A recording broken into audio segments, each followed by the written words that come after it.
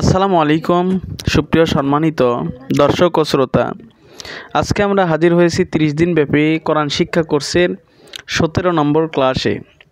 বিগত 16টি ক্লাস আমার এই চ্যানেলে আপলোড দিয়েছি।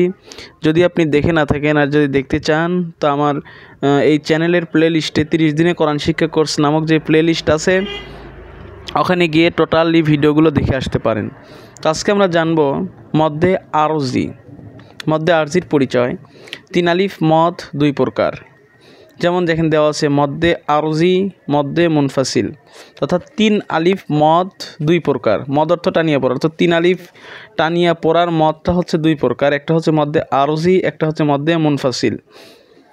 1 নম্বর দেওয়া আছে মদের হরফ বা মদের হরকতের বামের হরফে।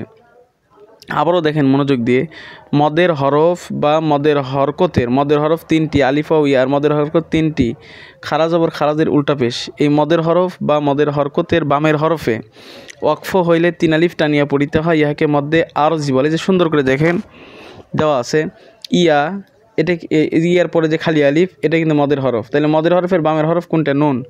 এখানে যদি অক্ফ হয় তাহলে মদের হরফ বা মদের হরকত, এটা মদের হরকত, লাম খারা যাব লা মিম 2 পেশ মন।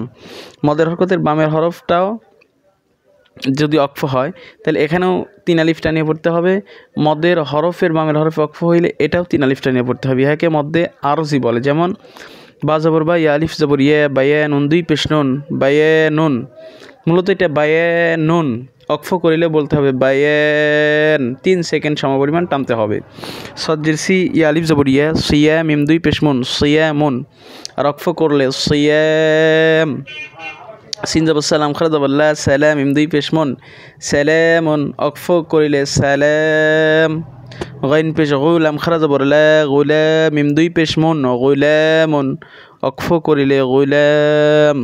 আইন খারা জবর আলাম জবর লা মিম ইয়াজের মিন নুন জবর না আলামিনা, অক্ফ করিলে আলামিন।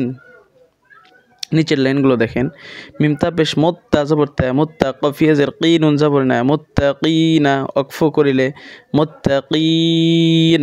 মিমহা পেশ মহ, সিনজের সিন নুন ইয়াজের নি নুন জবর না মুহসিনিনা, অক্ফ করিলে মুহসিনিন। লাম আলিফ জবর লা ইয়াসিন জবর ইয়াস লা ইয়াস তা জবর তা উল্টা পেশ উ নুন জবর না লা ইয়াস্তাউনা, অক্ফ করিলে লা ইয়াস্তাউন।